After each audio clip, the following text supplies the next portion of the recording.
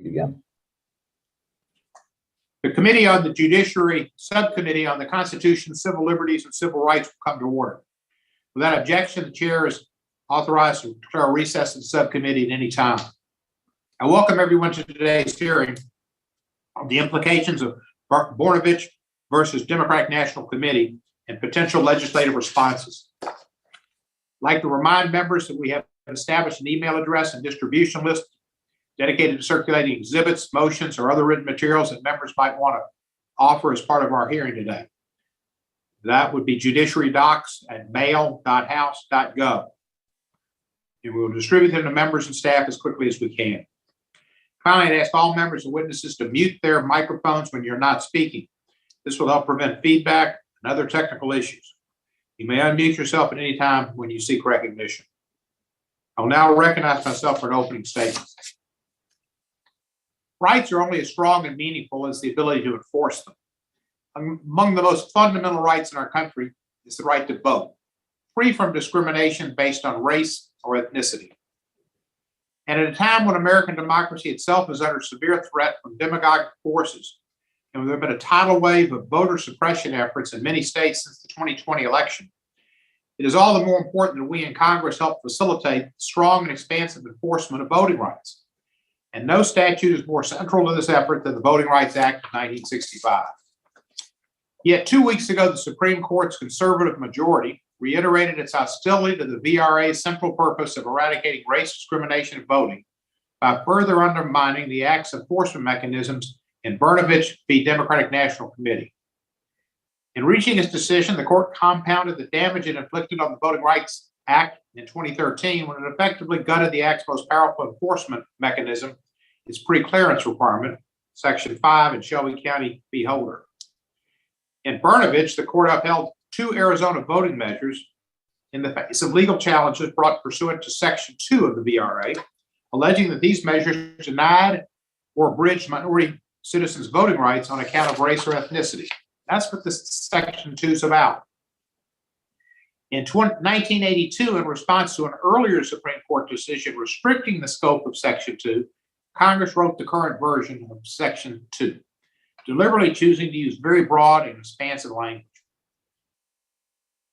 Section 2A provides that no voting qualification or prerequisite to voting or standard practice or procedure shall be imposed or applied by any state or political subdivision in a manner that results in a denial or abridgment of any citizen's right to vote on account of race, color, or language minority status.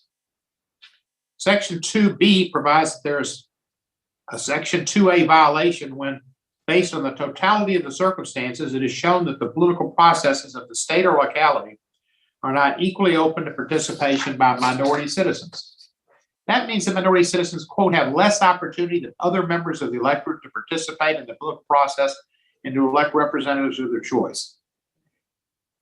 In 1986, the Supreme Court in Thornburg versus Jingles adopted a list of historical and social factors taken from a Senate report on the 1982 amendments to Section 2 that courts should consider when assessing whether, under the totality of the circumstances test, a voting rule violates Section 2. Taken together, this expansive rules test has now been in place for 4 decades. More troubling than the outcome in the individual cases at issue at Brnovich was the reasoning underlying it and its potential impact in future cases alleging vote denial claims under Section 2. In a brazen opinion, the court in Brnovich created out of thin air 5 guideposts that lower courts are to follow in assessing vote denial claims under Section 2. These guideposts are found nowhere in the Voting Rights Amendment or Voting Rights Act, directly contradicts Section 2's purpose, and potentially narrows its scope. As Justice Kagan wrote in dissent, the court was operating in a law-free zone. Or this was an activist court, not relying on precedent. Depending on how lower courts interpret and apply these guideposts, any one of them can become a giant loophole for states and localities to discriminate against minority citizens. Taken together, they can present a formidable obstacle for future Section 2 plaintiffs alleging vote denial claims. One particularly offensive example is the, quote, size of this disparity, end quote, guidepost. under which the court concluded small disparities in the burden imposed by a challenged voting rule are less likely than large ones to indicate that the election system is unlawfully discriminatory. Kind of like a light violation of the law. Put another way, this can be taken to mean that imposing a little bit of racially disparate burdens in voting is okay. That is really amazing. Of course, Section 2 contemplates no such de minimis exception for racially discriminatory burdens in voting. Section 2 allows for no voting qualification or other practice or procedure that results in denial or abridgment of the right to vote. In essence, strict scrutiny. Moreover, how does one assess when a racially disparate burden is small enough not to matter? Just a little bit of discrimination, just a little bit of racial animosity and politics over race and justice and equality. The court provides no answer, leaving the door wide open for voting rights defendants to make the argument and for lower courts to accept that many kinds of racially disparate burdens are too small to violate Section 2. In a similar vein, the court created a mere inconvenience exception to Section 2, concluding that an assessment of a Section 2 vote denial claim had to account for the usual burdens associated with voting, and that such ordinary burdens did not implicate Section 2. Of course, Section 2 recognizes no such exception. Moreover, this guidepost puts the cart before the horse. The whole point of a Section 2 inquiry, when focused on the interaction of a given jurisdiction's historical and social conditions with facially neutral voting rules, is to determine whether such a voting rule, which might impose a mere inconvenience or usual burden on white citizens, might have a discriminatory effect on minority citizens' voting opportunities. Without such an inquiry, no court can objectively say whether a voting rule imposes a burden that is merely inconvenient.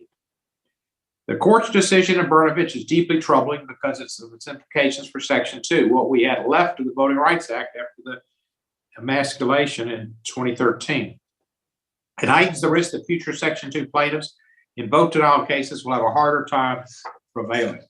It did, however, leave Congress with the option to respond with a legislative fix. We would welcome suggestions from our witnesses to how to best respond to this problematic decision, other than redistricting the Senate. I thank our witnesses for participating in today's hearing and look forward to their testimony. And now I'd like to recognize the ranking member, who today will be the gentlelady from Minnesota, Ms. Fishback, for her opening statement. Thank you very much, Mr. Chair. Today's subcommittee hearing is about the decision, the Supreme Court's decision in Brnovich. And this is now the fourth hearing this subcommittee has held on the Voting Rights Act since April. Today, we will hear the same talking points which are being repeated daily in the mainstream media. I don't know anyone who wants to prevent minorities or anyone from voting, but I have many constituents who are calling on me to protect the integrity of our elections. Let me be clear. Republicans want every legally cast vote to be counted and want every election to be free from fraud and error. There are many common sense ways of doing this, which I think many of us could agree on behind closed doors and away from the cameras, including the provisions from this case. With this decision, the Supreme Court refused to politicize the Voting Rights Act and to transfer the authority to regulate elections from the states to the courts. As we know, the Election Clause of the United States Constitution gives state legislatures the authority to prescribe the times, places, and manners of holding elections. And that is simply what Arizona did with its out-of-precinct policy and ballot collection restrictions, both common sense measures that uphold the integrity of their state's elections. The DNC disagreed and tried to politicize the VRA by challenging these measures under Section 2. On July 1st, 2021, the Supreme Court issued its decision, which presented the court with its first opportunity to weigh in on the VRA's Section 2 claim that challenged voting laws regulating the time, place, and manner of casting a ballot. The court held that Arizona's regulations governing out-of-precinct voting and ballot collections did not violate Section 2. Although Justice Alito did not announce a test to govern all similar VRA Section 2 challenges, the court found that equal openness of election procedures remains the touchstone in establishing whether there is a violation of Section 2, and courts must examine the totality of the circumstances. The court reiterated that states have a compelling interest in preserving the integrity of its election process. The court received a letter from the Biden Justice Department agreeing that the case presented no VRA Section 2 violations.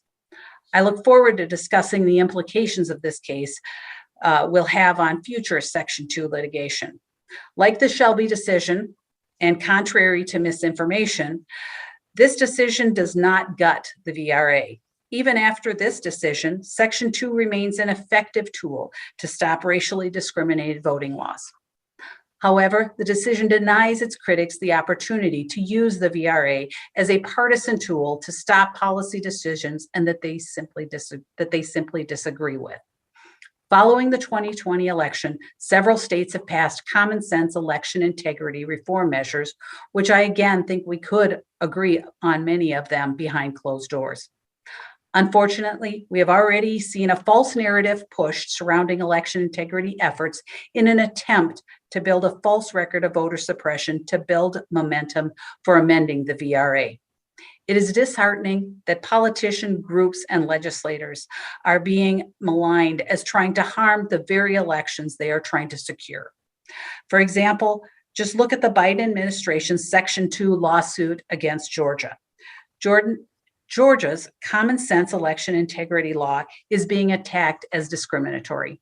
Instead of attacking the motives of good Americans on both sides, we should be working together to ensure that minorities are protected from discrimination and that our elections are secure from fraud. I look forward to discussing this landmark voting rights decision today, and I thank all of the witnesses for being with us today, and thank you, Mr. Chairman. I yield back. Thank you, Ms. Fishback. I appreciate your opening statement and your filling in for Mr. Johnson today. It is now my pleasure to recognize the full committee chairman, the gentleman from the great state of New York, the Empire State, Mr. Nadler, for his opening statement. Thank you, Mr. Chairman.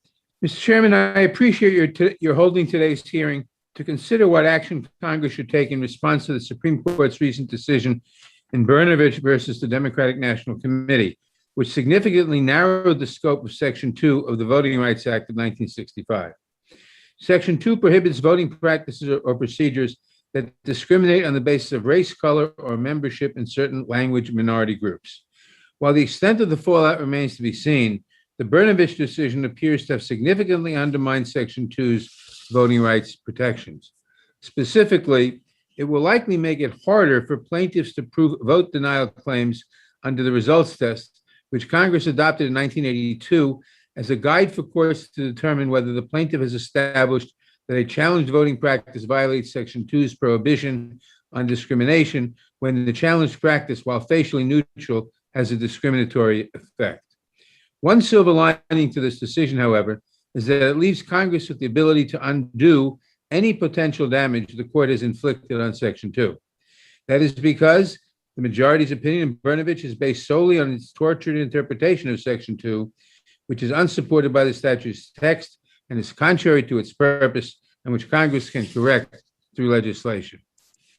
Congress included Section 2 in the Voting Rights Act with the important purpose of protecting minority citizens from racial discrimination in voting in those areas of the country that were not subject to pre-clearance under Section 5. In 1980, in the case of the City of Mobile versus Bolden, the Supreme Court interpreted Section 2 to prohibit only those voting measures that were motivated by a discriminatory purpose, narrowing what had been the then understood scope of Section 2. In response, in 1982, Congress amended Section 2's language expressly to broaden its scope. Congress was concerned that state and local policymakers were implementing facially neutral voting practices, like those affecting the time, place, or manner of elections that could interact with underlying social conditions created by historical discrimination to result in the denial of minorities' right to vote. Congress was intent on stopping this more subtle form of discrimination. Yet, in what can only be described as a usurpation of Congress' constitutionally assigned legislative role, the court in Brnovich announced several new guideposts, seemingly from whole cloth, that lower courts ought to consider in evaluating vote denial claims under Section 2's results test. When evaluating claims under these new factors, lower courts could narrow plaintiffs' ability to challenge discriminatory yet facially neutral voting practices, the very practices that Congress broadened the scope of Section 2 to confront. None of these new guideposts have a basis in the text or legislative history of Section 2. Instead, they appear to reflect what the Brnovich majority thinks the scope of Section 2 ought to be, not what Congress actually intended the scope to be when it amended the statute in 1982. As I've already noted, Congress passed the current version of Section 2 in response to an earlier Supreme Court decision that narrowed Section 2's scope. Today, 40 years later, Congress again finds itself in the position of having to consider how to clarify the scope of Section 2 to ensure that broad voting rights protections remain in place. The circumstances Congress faces today, however, appear far more dire. The Brnovich decision has come in the midst of a new wave of racially discriminatory voting rights laws across the country, which itself is a result of the court's disastrous 2013 decision in Shelby County versus Holder, which gutted the VRA's Section 5 preclearance regime. As many of you know, dozens of Texas lawmakers are in Washington now in a brave attempt to prevent the Texas legislature from jamming through a harsh new voter suppression law.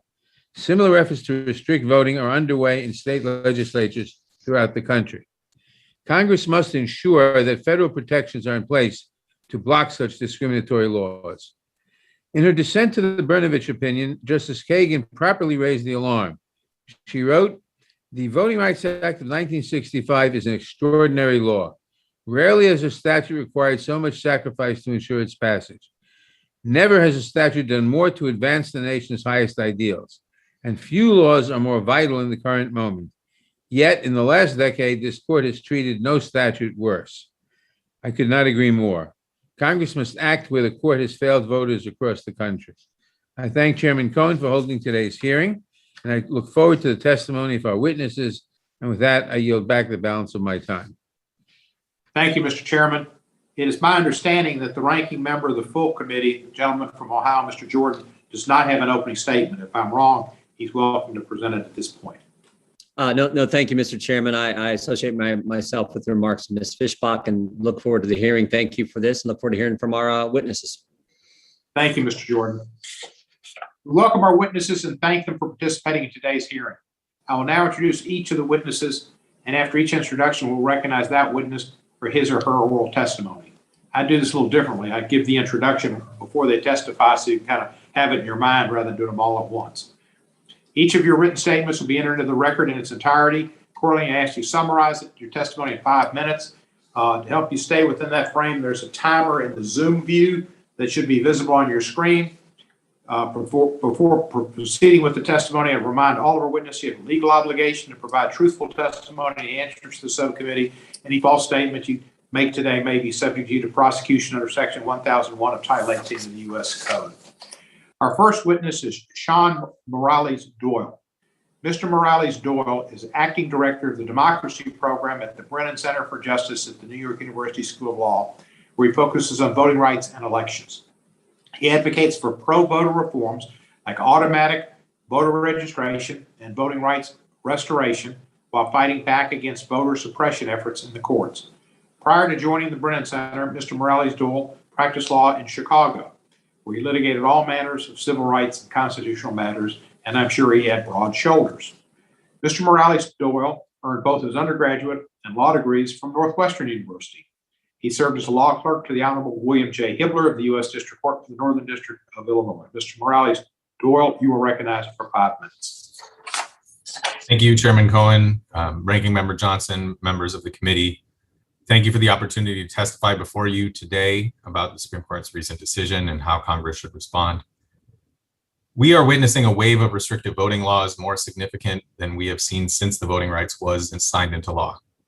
And while the Supreme Court's 2013 Shelby County decision helped open the floodgates to these efforts to roll back voting rights, The Brnovich decision weakened one of the tools we might otherwise use to stem the tide. So Congress must once again meet this moment, as it has in the past, in 1965 and in 1982, to protect voters from discrimination. To provide truly comprehensive protection, Congress must restore the Voting Rights Act to its former glory and pass the For the People Act to set a new standard for elections free from discrimination. I will start with a brief explanation of the harm the Brnovich decision does, and then turn to potential remedies. The first mistake of the Brnovich majority is that it departs from decades of precedent and shifts the focus of its analysis away from what Congress intended, which was an evaluation of how voting rules interact with the effects of race discrimination. That is the purpose of the totality of the circumstances test in Section 2. But the court shifts its focus to a set of 5 so-called guideposts for courts to consider moving forward. In my written testimony, I explain in detail how each of these guideposts will lead courts astray from the cause of identifying and rooting out discrimination in voting. The short version is that they direct courts to view with skepticism characteristics that are in reality the hallmarks of modern-day vote suppression. The reality is that state legislatures are not hacking, but slicing away at voting rights from every angle. They shave away access to mail voting. They cut back on in-person voting. They trim voters from the rolls through faulty purges. While any one slice might appear minor, the end result is death by 1,000 cuts. This is how states, in the words of the Fourth Circuit Court of Appeals, target voters of color with almost surgical precision. But the majority in Brnovich seems willing to accept discriminatory burdens so long as they do not deny the right to vote to too many. The majority doubts a restriction on one method of voting discriminates if there are other methods available. If a state's voting laws are better than the status quo in 1982, the majority suggests it will be hard-pressed to find them discriminatory. What's worse, the majority is far too quick to accept the excuse states give for these discriminatory laws in each and every instance, fighting fraud. The court accepts at face value the lie that currently threatens to undermine our democracy. My colleagues and I make it our mission to defend the right to vote. This decision, following on Shelby County and others, leaves us facing unprecedented attacks with a blunted tool for fighting back. So what's the solution? To remedy the harm done by Shelby County, Congress should restore preclearance by passing the John Lewis Voting Rights Advancement Act. But now, to truly restore our power to push back on discriminatory laws, Congress must strengthen Section 2. First, Congress must ensure that the court's wrong-headed guideposts won't prevent the identification of truly discriminatory practices. Congress could spell out the considerations that are relevant to determining whether a rule produces discriminatory results, making explicit the central role that historical and current discrimination must play in the court's analysis of Section 2 claims. The Senate factors helped guide the courts for decades, but Congress could also elaborate upon them. Second, Congress must make clear that the true threat to our democracy is race discrimination, not widespread voter fraud. In order to right-size deference to states, Congress could require courts to consider the tenuousness of the relationship between the policy at issue and the stated goal. Or it could require states to prove that the rule in question actually serves the goal. Finally, it is critical that Congress make explicit that there is no tolerable level of race discrimination. With these goals in mind, Congress can remedy the harm done to the Voting Rights Act. But restoring the Voting Rights Act is not enough. Congress must also pass the For the People Act and create a new national standard for voting. This will take some common tactics for restricting voting off of the table. We applaud the House for doing its part on this already. Thank you again for the opportunity to contribute to this conversation. Thank you, Mr. Morales-Doyle. We appreciate your work and your testimony. Our next witness is Nicholas Stephanopoulos. Mr. Stephanopoulos is Kirkland and Ellis Professor of Law at Harvard Law School, where he teaches classes on election law and constitutional law, the future of voting rights, and workshops on law and politics and on voting rights litigation and advocacy. Prior to joining the Harvard faculty, Professor Stephanopoulos taught at the University of Chicago Law School and Columbia Law School, and before that he was in private practice. Professor Stephanopoulos received his JD from Yale Law School, his Master of Philosophy from the University of Cambridge, and his AV in Government summa cum laude from Harvard University. He also served as a law clerk for the Honorable Raymond C. Fisher of the United States Court of Appeals for the Ninth Circuit. Quite an impressive resume. Professor Stephanopoulos, you're recognized for 5 minutes. Thank you, Chair Cohen, Ranking Member Johnson, and distinguished members of the committee for inviting me to testify today.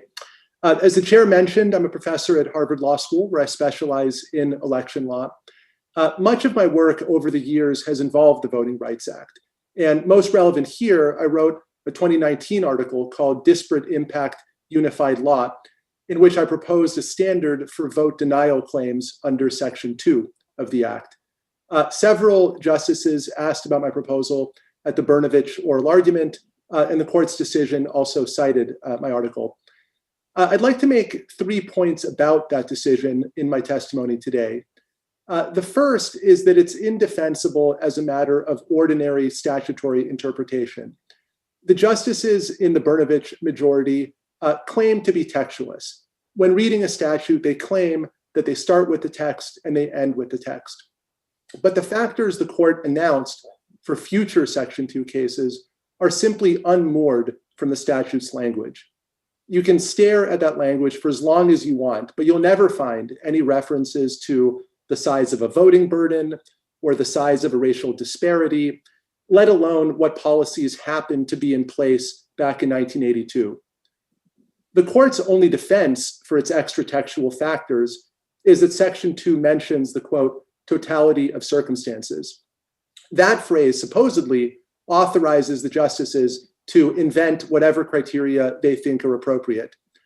But the totality of circumstances isn't an invitation to the justices to become our platonic guardians.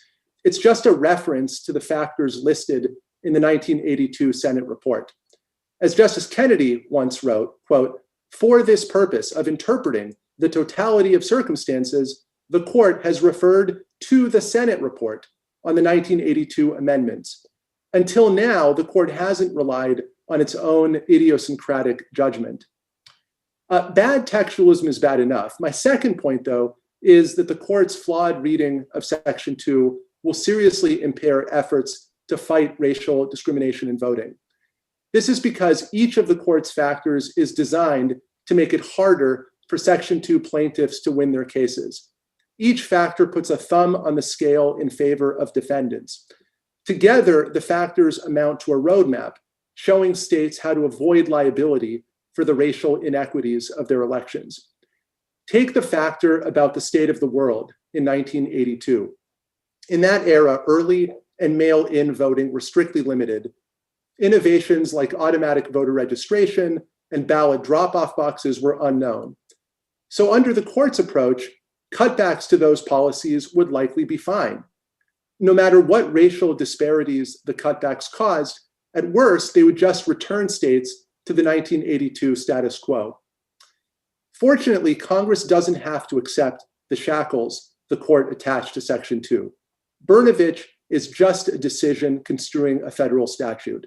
If Congress disagrees with the decision, it can and it should override the court.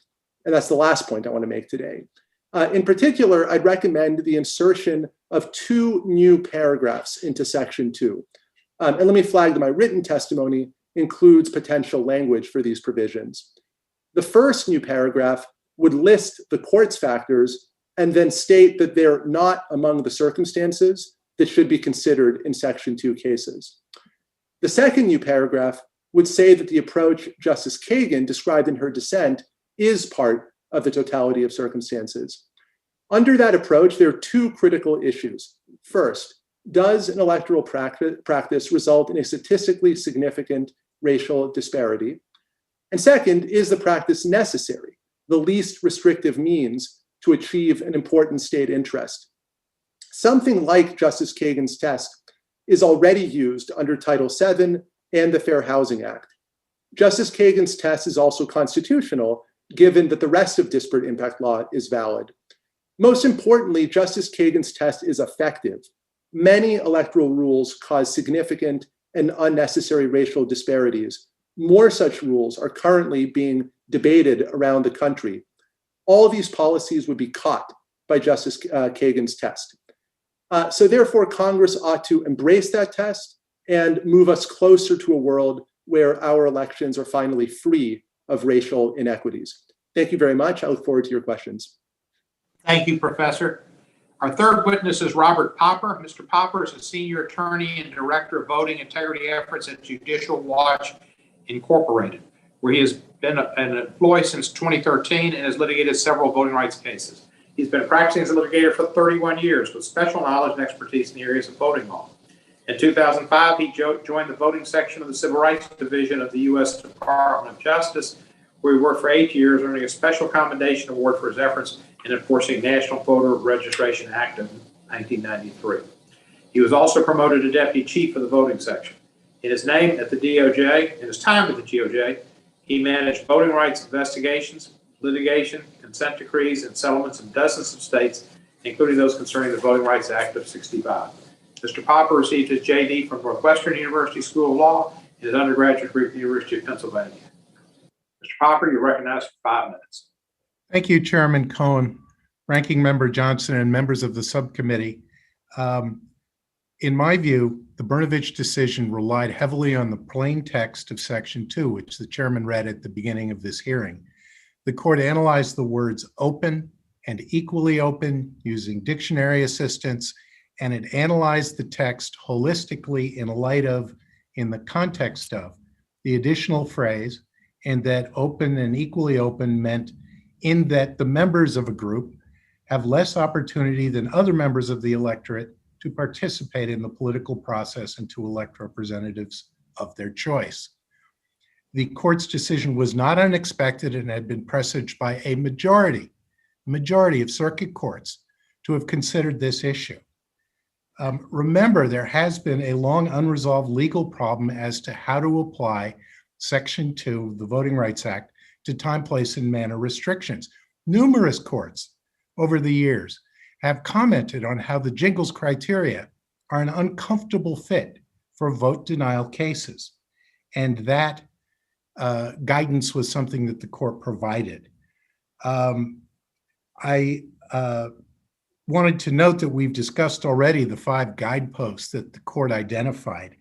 And it is important to realize that the court called them a non-exhaustive list of factors to consider in looking at the totality of the circumstances. Now, bear in mind that the original Senate factors that we all know and work with was a non-exhaustive list. I'm quoting now from the 1982 report from which the Senate factors where they were first enumerated. And the report says typical factors include, and it lists the 9 factors. And then it says, while these enumerated factors will often be the most relevant ones, in some cases, other factors will be indicative of the alleged dilutions. That raises another point. The language in Section 2 came from White versus Register in 1973. That was a multi-member district case. Jingles was a multi-member district case. From the beginning, Section 2 has been targeted to vote dilution and districting, multi-member district, at-large districts kinds of cases. As I indicated, as I said, courts have routinely commented on how there is no guidance as to how to treat a time, place, and manner restriction. Now, because it was unresolved, there has been a rash of lawsuits that I would say were of poor quality and should not have been brought. In my written testimony, I discussed the Ohio Democratic Party versus Houston from 2016. Bear in mind that the alleged Section 2 violation that the trial court found to have occurred was that Ohio cut its early voting days from 35 days to 29 days. Bear in mind as well that as we sit here, Connecticut and Delaware have no early voting. So it's not that you're going to get sued for whether or not you have early voting. You're going to get sued if you have it and then repeal it. That makes no sense. Now, I would add that some very famous politicians, including the President of the United States, have invoked Jim Crow. That is, in my view, an outrageous thing to say. At its worst, Jim Crow involved state government officials colluding with domestic terrorists to murder American citizens.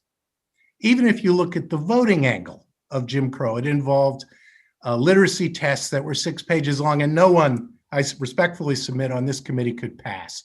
It involved all white primaries that determined the winner.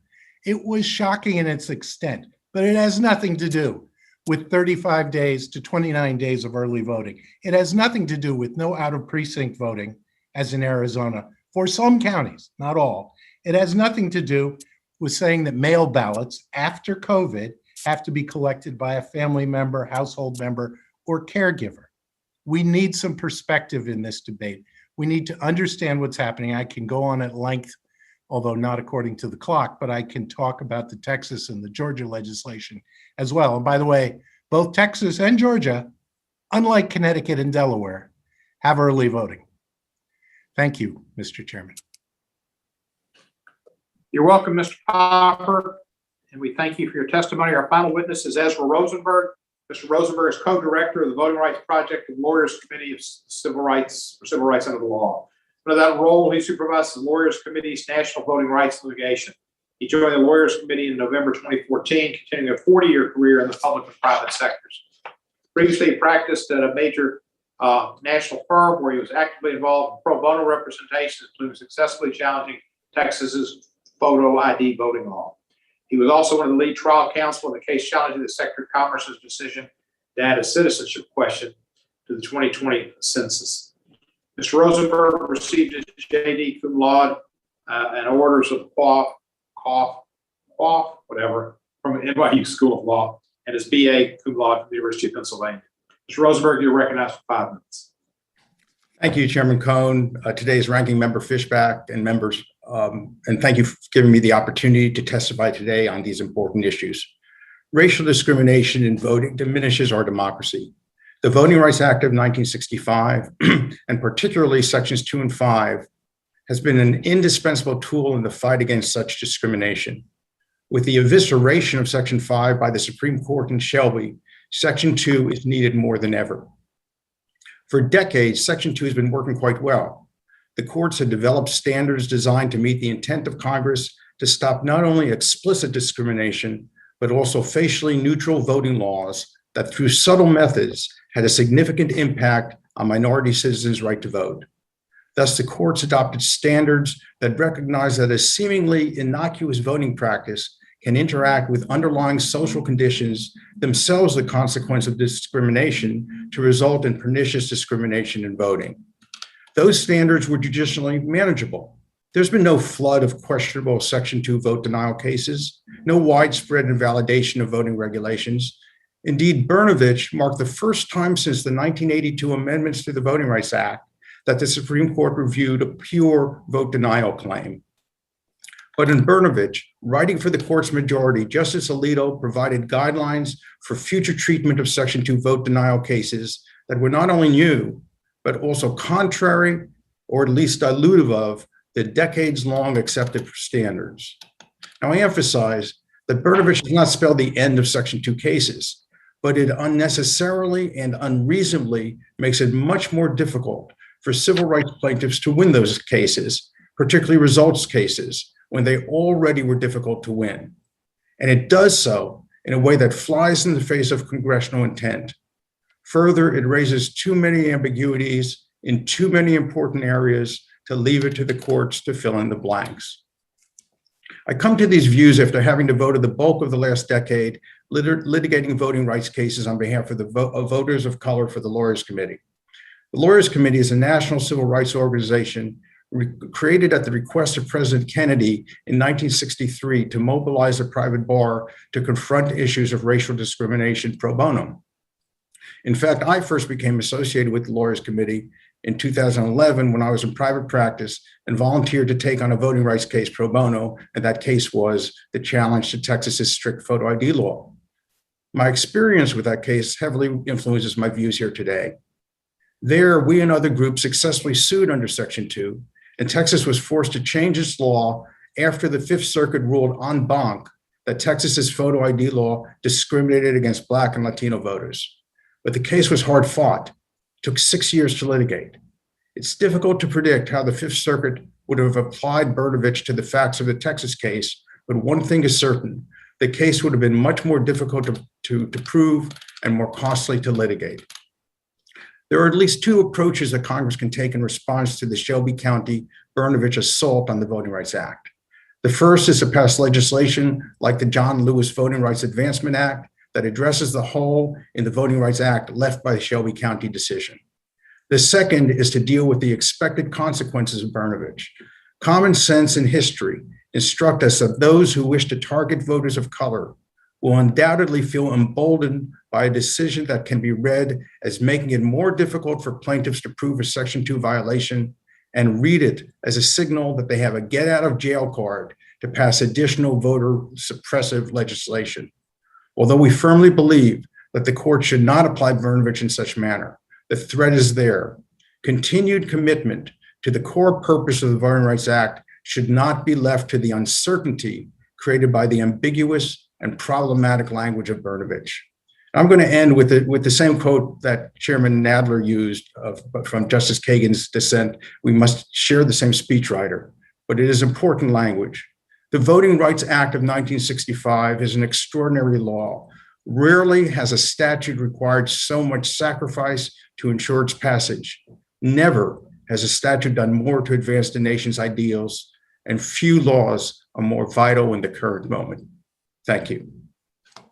Thank you, Professor Rosenberg. I will now recognize myself under the 5-minute rule and proceed with questioning. Professor Stephanopoulos, the Brnovich majority is, in my opinion, and I'd like to know your opinion, activist and not textual. Would you agree with describing their opinion as an activist decision? Thank you, Chair Cohen, for that question. Yes, I would absolutely agree with that assessment. There's a real irony in the current court's conservative self-description as modest, restrained, textualist, when every line of Brnovich, you can read the insertion of the court's own conservative ideology. The 5 factors, as we've discussed, are plucked out of thin air. They're not rooted in the actual language of Section 2. Every one of them reflects the court's hostility to the mission of the Voting Rights Act, which is ending racial inequities in American elections.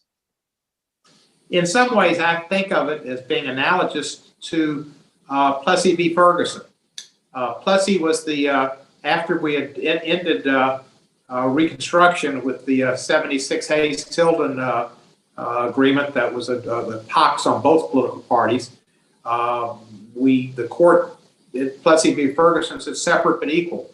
Is this kind of like that in a way, Professor Stephanopoulos, and that they're saying that if it affects certain voters similar to majority voters, and if they have some problems and the minority has some problems, and it's kind of like not much of a discrimination, that it's okay? Well, that's a fairly inflammatory analogy, and I yes. don't. And I don't, and you're not. I wouldn't say that the current measures are, really the equivalent of Jim Crow. I think they're more fairly described as Jim Crow light as opposed to Jim Crow 2. The intent and the massive racial disparities of the real Jim Crow era, I don't think are present here. But nevertheless, we have a host of nominally neutral restrictions of voting that one after another end up causing predictable and substantial racial disparities. These aren't the huge racial disparities of the late 19th century or the early 20th century, which is why I don't think that this is a Jim Crow 2.0 era. But we do see a proliferation of measures that do in fact disproportionately and unnecessarily make it harder for minority citizens to vote. Do you agree with Professor Rosenberg that this is basically a canary in the coal mine and it portends future in cases being interpreted, construed in the same manner? I would say it's more than a canary in a coal mine. This is the coal mine itself on fire. This isn't a portent of bad things that might happen in the future. This is the bad things happening right now. And if there are these problems that we can foresee coming as the VRA is eroded, Congress needs to act to amend the court rules. Do you have any suggestions on what we need to do in amending the law? Yeah, I would recommend following the path that Justice Kagan laid out in her dissent, which is to say that two factors above all are critical in Section 2 vote denial cases. Those are, number one, does some regulation of voting cause a statistically significant racial disparity? And if so, number two, is that practice really necessary to achieve some important state interest? Not all neutral voting regulations would fail under this test, not by a long shot, but some would. The ones that are producing large inequities that can't be justified, those practices would properly be eradicated. That's exactly what the VRA was meant to accomplish. Professor Rosenberg, one relevant consideration that the court's majority read into Section 2 is the degree to which a voting rule departs from what was standard practice when Section 2 was amended in 1982. Do you think Congress intended the year 1982 to remain the standard by which burdens placed on minority voters by present-day voting practices should be forever compared? Was that a time that we just froze in history and there'll be no improvements, no changes, no more progress? It's just basically 1982. Thank you. I assume that was addressed to me, Chairman Cohen. I am not a professor as much as I would like to be. Professor Stephanopoulos is colleague. Justice Alito, in his opinion, where he set 1982 as what he called a benchmark for against which to compare present-day discrimination, just doesn't make sense. And not only doesn't make sense, but Justice Alito never explained why. In response to Justice Kagan's dissent, he simply said, well, it's useful. It's useful because it's useful. And that tautology just doesn't really do the job. As Justice Kagan said in her dissent, Section 2 is intended to eradicate discrimination, not to set it in amber. And that's precisely what using a 1982 benchmark does. If one thing we've been taught by history, it's that those who want to discriminate on the basis of race in voting, they change with the times. When, at one time, of course, only white people were allowed to vote. And after that was declared unconstitutional in the 15th Amendment. Different means were used by those people. They changed with the times, poll taxes, literacy tests. And after those were rendered unconstitutional, they changed with the time, closing polling locations, complicated registration systems, voter ID laws that they knew would affect Black and Latino voters much more severely than it would affect white voters. And history also teaches us that those who would discriminate against people of color in their voting will change as those voters of color change the way they vote. So now we have voters of color using absentee ballots in places like Georgia more at a greater rate than do white voters. And what happens? All of a sudden, the Georgia legislature decides it's going to start clamping down and adding unnecessary and burdensome restrictions on absentee ballots. States cannot be led to believe that they can get away with voter suppressive legislation by pointing to what happened 40 years ago. Thank you, Mr. Rosenberg. That concludes, plus a little bit of extra of my time. And I now recognize Ms. Fischbach for 5 minutes or a little more.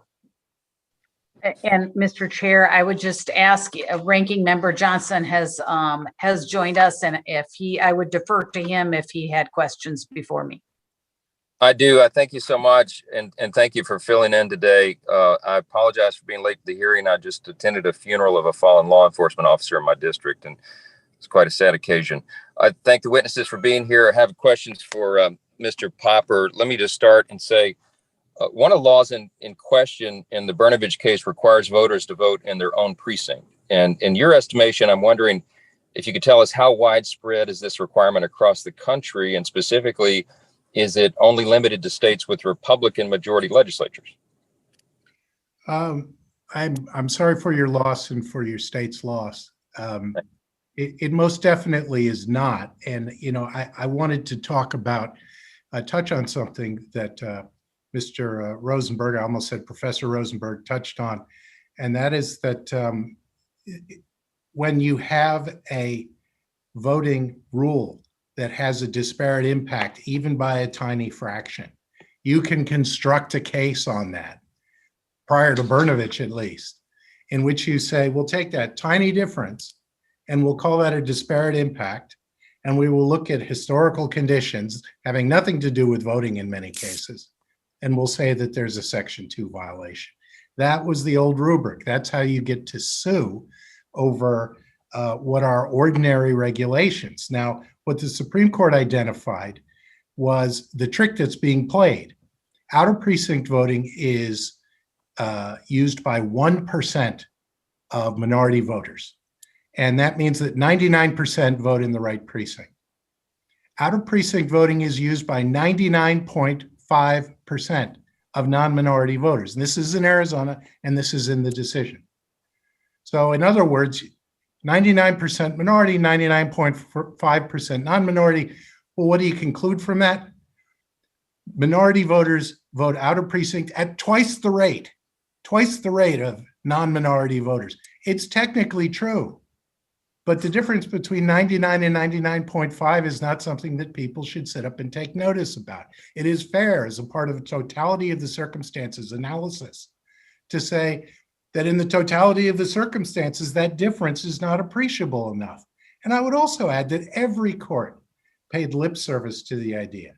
And in many cases, it was just lip service. But they said that while all courts, that disparate impact is not enough to make a Section 2 claim.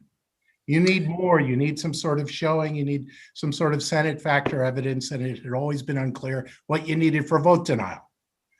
Well, while saying that, Arizona is a pure disparate impact case when it comes to out-of-precinct voting. The difference between 99.5 and 99% was enough to get you a violation, and that's what was reversed by the Supreme Court. But, you know, many other ordinary seeming restrictions, for example, straight ticket voting, that's only allowed in 6 states. 6 states. So a state can be sued for trying to restrict straight precinct voting or straight ticket voting. You know, procedures and provisions that have vast majority usage throughout the United States are subject to Section 2 claim, particularly if they've been passed and then there's an attempt to repeal them. And Congressman, before you joined us, I had pointed out that both Texas and Georgia have early voting, and Connecticut and Delaware do not. Now, a perverse incentive of the pre-Brnovich jurisprudence is that it would behoove Connecticut and Delaware never to pass early voting, because if they do, they will always be subject to a Section 2 claim if they try to repeal it.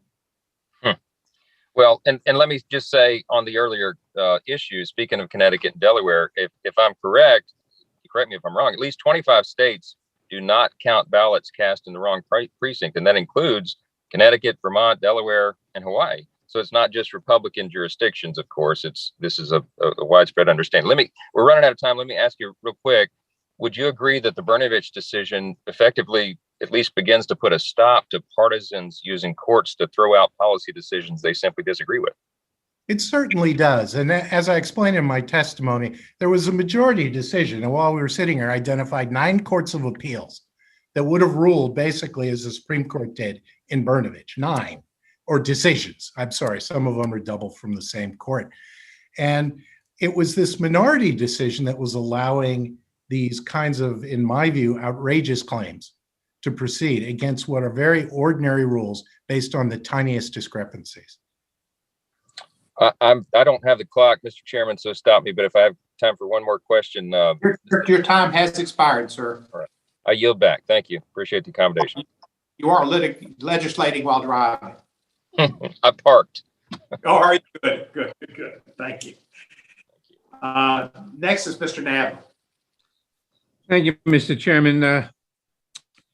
Mr. Morales-Doyle, in the Brnovich majority's view, one relevant factor courts should consider when evaluating Section 2 vote denial claims is the legitimate state interest justifying the challenged voting rule. The court has observed that rules that are supported by strong state interests are less likely to violate Section 2. The court then pointedly noted that one strong and entirely legitimate state interest is the prevention of fraud. We all agree that preventing fraud is a legitimate state interest, but we're now living in the age of the big lie, and there is no evidence that widespread voting fraud is a significant problem that affects the outcome of elections. Meanwhile, state after state is enacting discriminatory voting practices in the name of election integrity protection. Are you concerned that this state interest factor opens the door to a lower court upholding a facially neutral yet discriminatory voting practice without even requiring the state to show evidence of widespread voting fraud? Yes, I am concerned about the way lower courts will apply this this guidepost. The fact is that the Senate factors and the test that's been applied for years under Section 2 already took account of state interests. It asked courts to look at whether the connection between the state interest offered up and the policy in question was tenuous or not. And if it were tenuous, then a court might look more skeptically at the policy in question. Courts have always taken state interest into account. What is troubling about the majority's opinion is how quick the court is to accept the idea that these policies are actually rooting out fraud and necessary to do so, when actually we have states, including Arizona, are extremely effective at stopping fraud already. That is why we don't see widespread voter fraud. The Federal Cyber and Infrastructure Security Agency said the 2020 election was the most secure election in American history. This just isn't a problem that needs fixing. And so courts should be skeptical when disparate burdens are being placed on voters of color to pursue it. Thank you. Now, Justice Kagan's dissent notes that a state is not even required to demonstrate that a challenge practice is the least restrictive means for the state to achieve its interest. Can you explain why this is so problematic?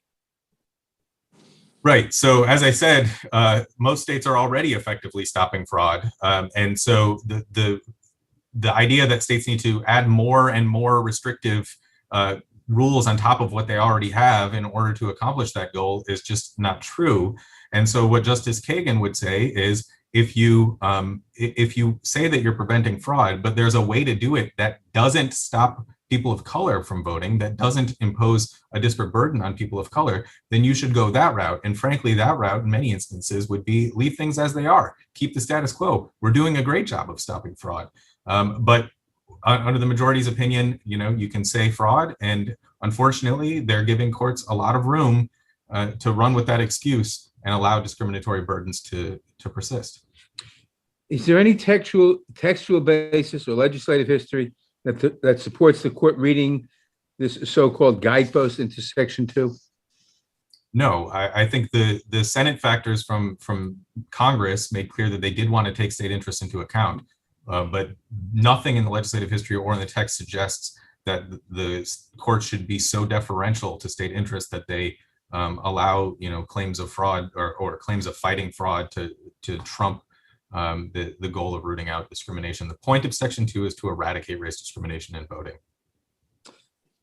Thank you. Mr. Rosenberg, in 1982, Congress amended Section 2A of the Voting Rights Act and added Section 2B to reverse the Supreme Court's decision in City of Mobile versus Bolden, which had interpreted the previous version of Section 2 to prohibit only intentionally discriminatory voting rules.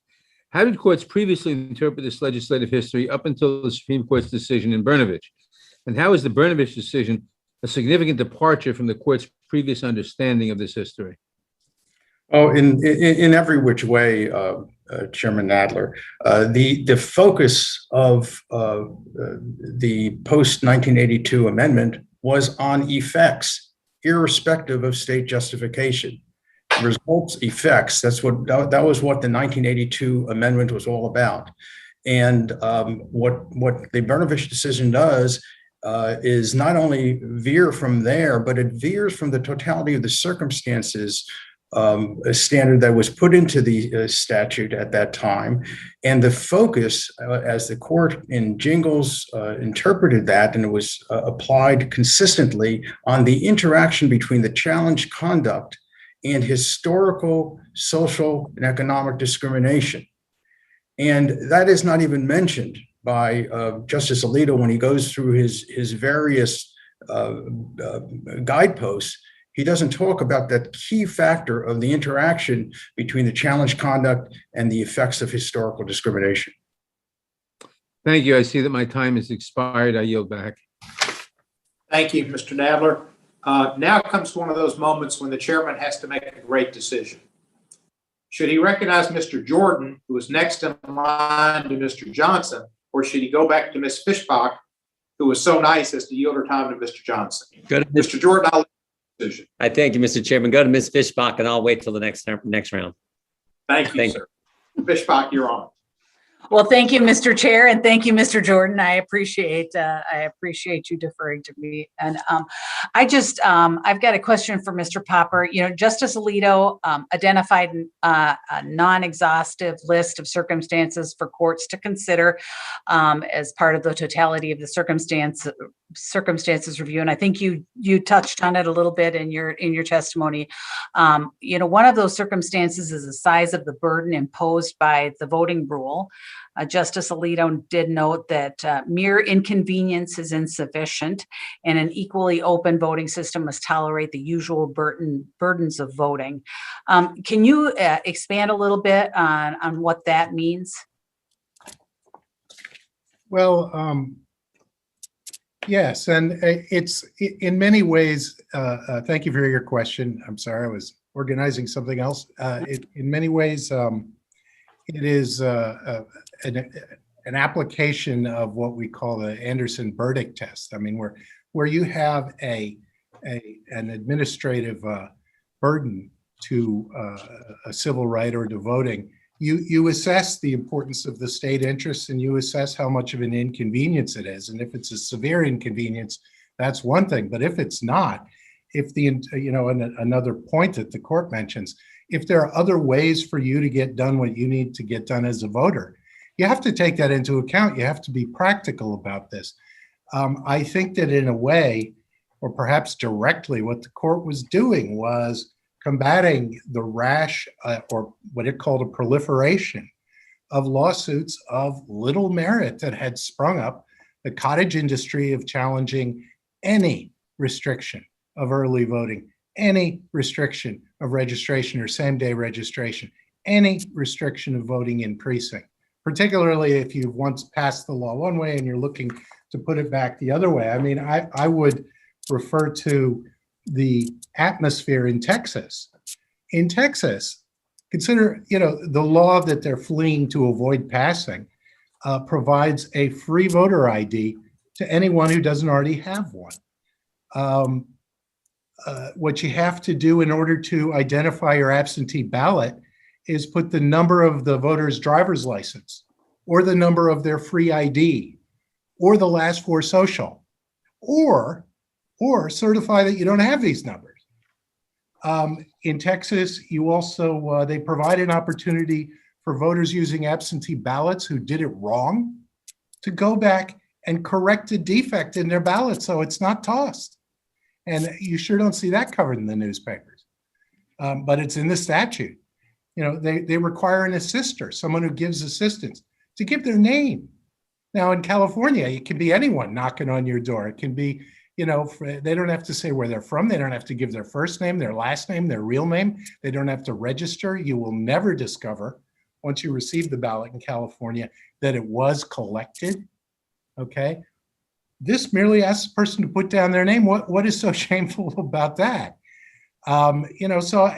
That's the atmosphere in Texas. In Georgia, the atmosphere is that you get 3 weeks of early voting. You still get no excuses absentee ballot. You still get that. In other words, any reason you can have such a ballot. Voters have to submit a state ID number. It does away with signature matching on mail ballots, but signature matching on mail ballots had long been considered problematic, and it was, unclear that it favored one side or the other. It was just hard to tell a bunch of untrained poll workers how to make that assessment. That's the atmosphere in Georgia. Voting is easy in Ohio. It is easy in Arizona. Frankly, it's easy in most of the country. So I think I may have strayed from your question. I apologize. Well, and maybe we've just got a couple of seconds left here, but I would just like to kind of follow up and maybe ask you, what is a usual burden of voting? As they use that term. Well, as they said in Crawford, you have to get in your car and go vote. It's not a usual burden to get in your car and drive for 3 hours. And there's lawsuits about that. And that's not a usual burden, but it is a usual burden to, have to show up in person. You can't say, COVID to one side, COVID style elections to one side. You can't say that imposes a terrible burden. And I would add too, that what was appropriate for COVID may no longer be appropriate. And repealing the COVID-related absentee rules isn't discrimination.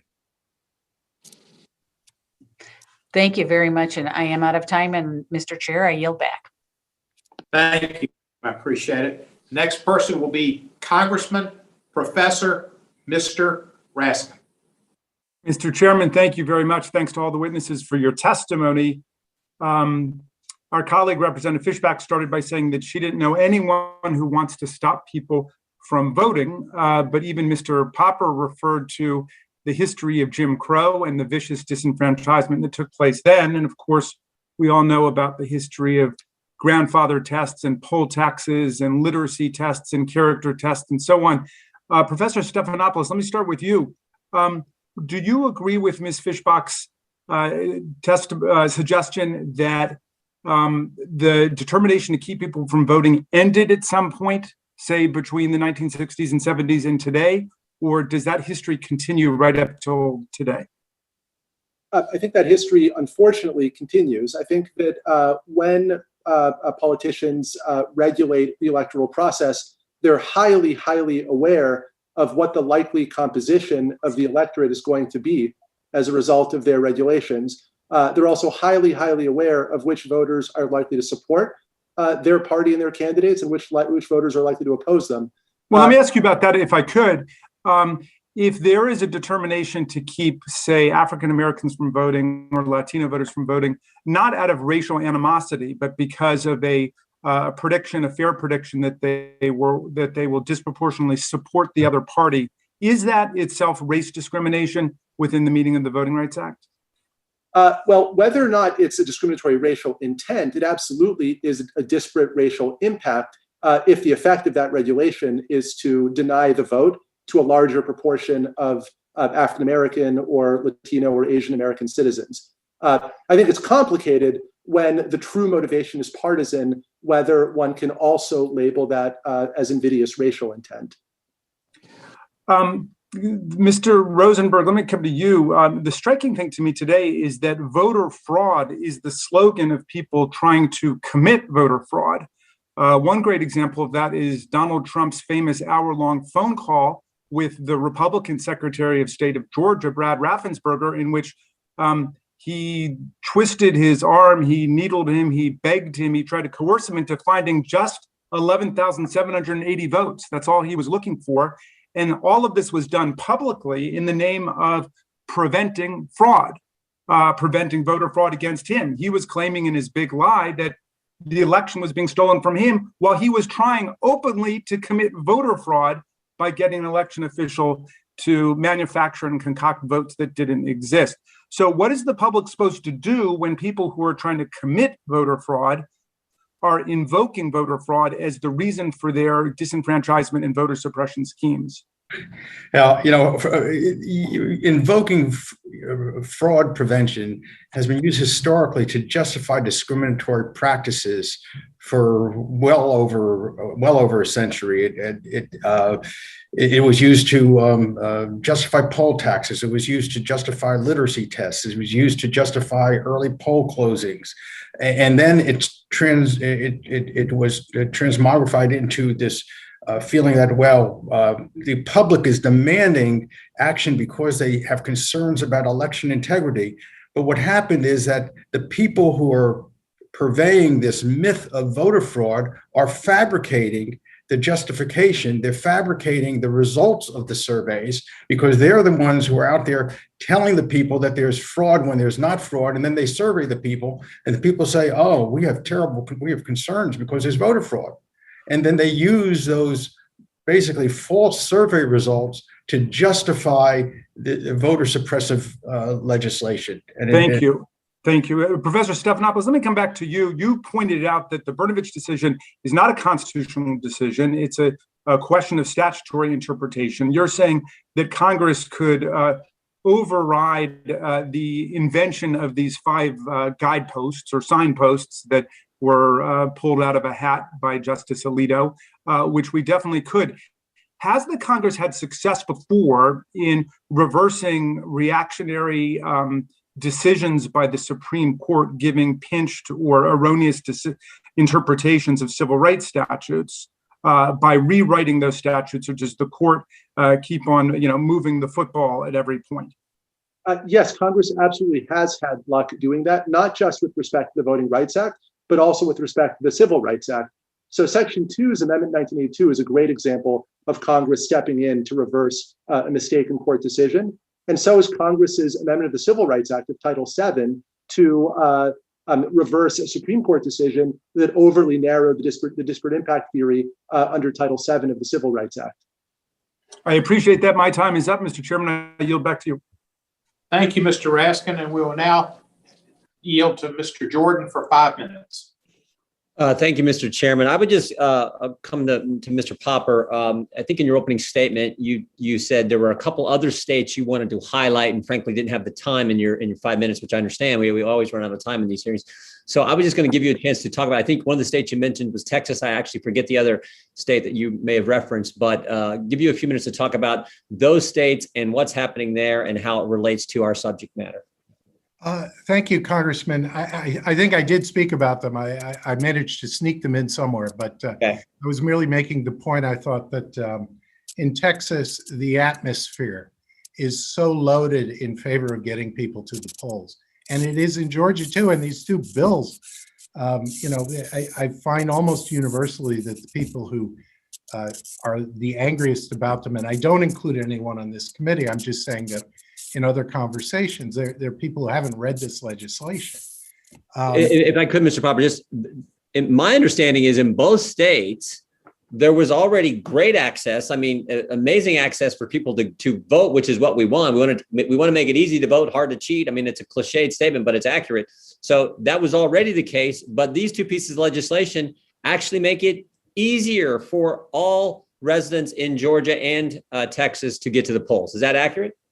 I would say it is accurate. I mean, when you're talking about being able to, on your absentee ballot, certify that you don't have the necessary numbers, or provide that, if you have an ID number, if you have a social security, who doesn't have a social security number?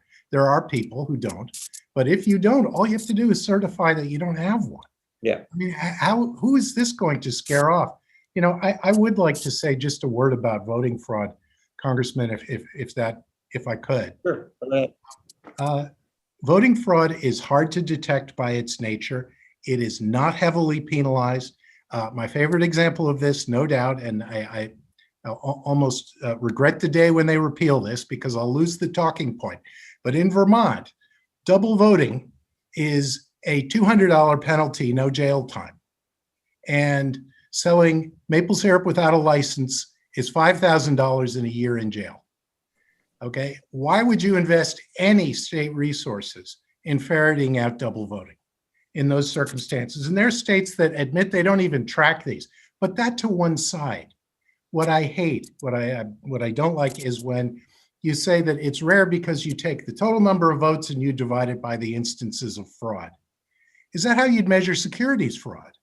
There are only a couple of hundred securities fraud cases per year. There are how many millions, or is it billions of securities transactions? Right. But everyone knows that just because of the nature of the enterprise, you need rules. Okay, kitchens should be clean, voting should be clean, securities should be clean. And I also am mystified as to why people are aware that people will cheat at baseball. I read a book about people cheating at sumo wrestling. I have cheated at solitaire. And no one will cheat at something as consequential as voting. Yeah, thank you. Thank you, Mr. Popper. Mr. Chairman, I yield back. Thank you, Mr. Jordan. Who won those solitaire games, Popper? I did, and I paid. Thank you. Ms. Ross, you're recognized for 5 minutes. Thank you, Mr. Chairman, and thank you very much for having this important hearing so close after the Supreme Court's decision. We have a lot of work to do on voting rights this session of Congress, and it's very important that we understand the law and do the right thing. I want to talk about the state of North Carolina. As a former civil rights attorney and a state legislator in North Carolina, I've seen up close the hidden ways in which states and localities can restrict citizens' rights to vote, and I fought against them. I want to talk briefly about Thornburg versus Jingles, a seminal Supreme Court case that's been referred to, which upheld a ruling from a federal district court in North Carolina. Decided in 1986, it solidified the 1982 amendments to the Voting Rights Act and utilized several of the factors enumerated in the 1982 Senate report for how to consider potentially discriminatory laws.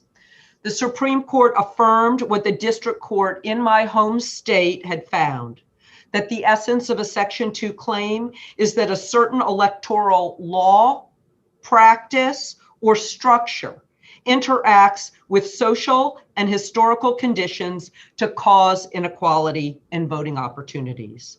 In Brnovich, the court turned away from this interpretation, narrowed the scope of Section 2, and subverted Congress's efforts to clarify the Voting Rights Act. I fear that this decision will embolden state legislatures, including my own, to enact more restrictive voting laws. And I have reason to have this fear. This is exactly the effect that Shelby County had on North Carolina's state legislature, which enacted a restrictive voter ID law and repealed other laws that had expanded the franchise and disproportionately targeted African Americans with surgical precision. This monster voter suppression law was later struck down after years of litigation. Congress must act to protect the bedrock of our American democracy, and I'm grateful for the suggestions from our witnesses on how we can do that. I look forward to voting on several of these suggestions. My first question goes more to the specifics of this effects test, and it's for all of the witnesses, though I'd like Mr. Stephanopoulos to begin. Justice Kagan cited the Senate report, which we've talked about, which was amendments to the VRA, which incidentally was signed into law by President Reagan. And she wrote, Congress meant to eliminate all discriminatory election systems or practices which operate designedly or otherwise to minimize or cancel out the voting strength and political effectiveness of minority groups. And that broad intent is manifest in the provision's broad text. Do you agree that Section 2 manifests Congress's broad intent to eliminate all voting discrimination?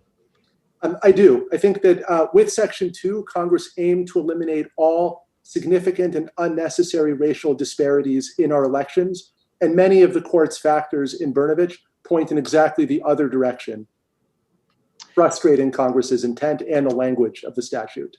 Thank you. It looks like Mr. Rosenberg has something to add. Yeah, I would just add, and we set forth in our written testimony that a basic canon of statutory construction is remedial statutes must be construed broadly, and Justice Alito and the majority in Brnovich did just the opposite here. Okay.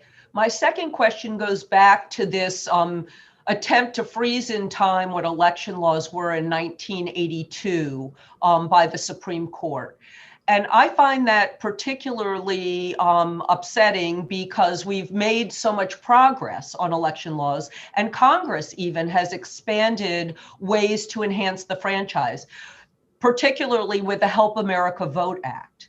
Do you think that there is any justification for saying that Congress has not indicated that we want to move forward with helping America vote, that the Supreme Court could hang its hat on? For any of the members. Yes, Mr. Morales-Doyle. No, I don't think there's any basis for that. I appreciate you bringing up North Carolina as an example. The case you referenced, which found that the North Carolina legislature was targeting African-American voters with almost surgical precision involved changes to a number of laws, rolling back early voting, getting rid of same-day registration, things that didn't exist in North Carolina in 1982. And yet that, as the Fourth Circuit Court of Appeals held, is how states now intentionally go after voters of color.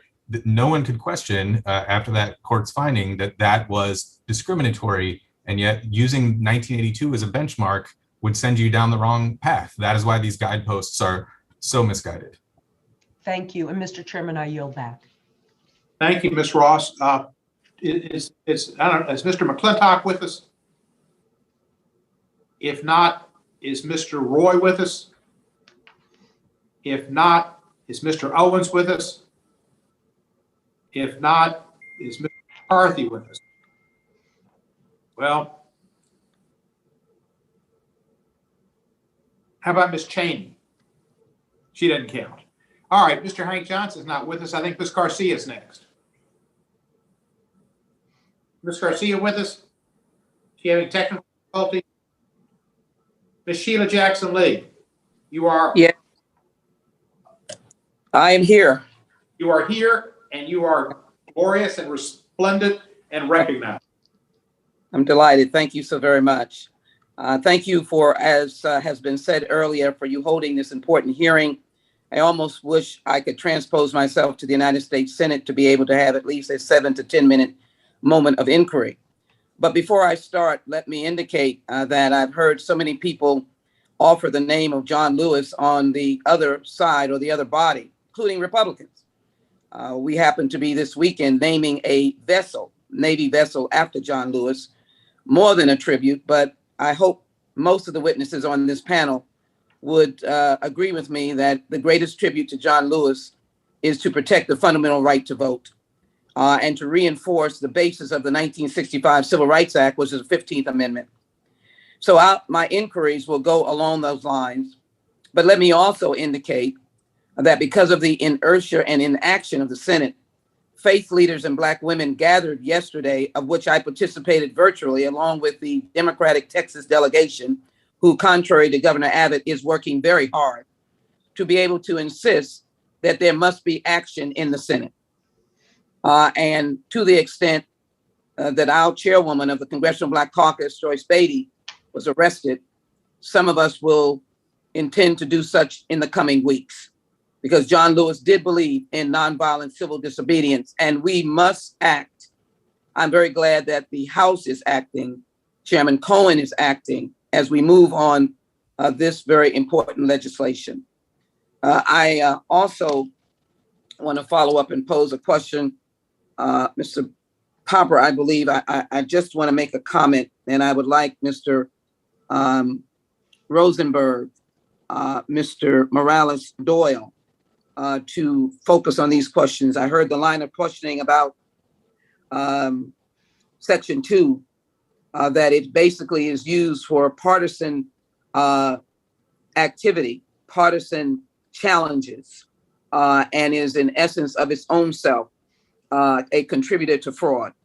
Would you respond to the value of Section 2, and that in your course of service have not seen Section 2 be used and manipulated by individuals who are trying to be partisan? Was a voter ID legislation partisan when in the state of Texas, there were at least 8 counties without DPS officers that would allow Hispanics and others to access for the voter ID? Would you go first, Mr. Rosenberg? And my time I know is short. Mr. Rosenberg. Yes, thank you, Congresswoman Lee, and thank you for that question. I will say 2 things very quickly. Number one, you cannot use discrimination against people of color in order to achieve partisan goals. That is unlawful, it is unconstitutional, period. And Texas photo ID law, which I litigated, we proved that it was done with discriminatory intent and discriminatory results. And I'll turn over to Mr. Morales-Doyle. Mr. Morales, thank you so very much. Mr. Morales, would you take up the point of what I believe Mr. Popper said, is that Section 2 has only been used by those of us that engage in partisan litigation? Do you believe that that is what Section 2 has been used for? No, I do not. Thank you for the question. Mr. Rosenberg, myself, and many of our colleagues do this work at nonpartisan organizations. Our goal is not to accomplish some partisan outcome. Our goal is to protect voting rights. That is the point of Section 2. And I would remind everyone that Section 2 and its amendments in 1982 were passed by bipartisan agreement in both houses of the legislature. The amendments in 1982 were signed into law by President Reagan. There's an amicus brief filed in this case in the Supreme Court by congressional staffers on both sides of the aisle from 1982, talking about their intent in passing this law and how it was being subverted by many of the arguments being made, which the Supreme Court ultimately took up. This is not a partisan goal that we have here. The goal is to protect voting rights. And I think sometimes folks are too quick to give the people who are passing these restrictive laws a pass, suggesting that they are acting only with partisan intent. We are talking about race discrimination. This law is meant to protect against race discrimination. And unfortunately, it was obliterated by the Arizona case. Let me quickly raise the point of the big lie and the continuous representation of my colleagues on the other side of the aisle of fraud in the 2020 election where 150 million people voted. Let me quickly ask one question for Mr. Rosenberg and Mr. Doyle and the other gentleman whose name I don't have right now because of where I am. But in any event, can you just give me a yes or no question? Is the filibuster, and Mr. Rosenberg, you can go first, is a filibuster part of the Constitution, yes or no? It is not part of the Constitution. Mr. Morales-Doyle? No, it is not. Mr. Popper?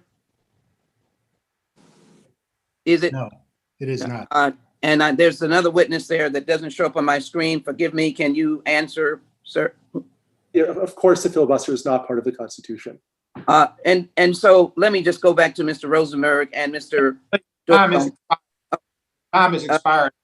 Be okay. Pardon me? Your time's expired. Can I ask for it on the record and then I'll look for an answer later? Sure. All right.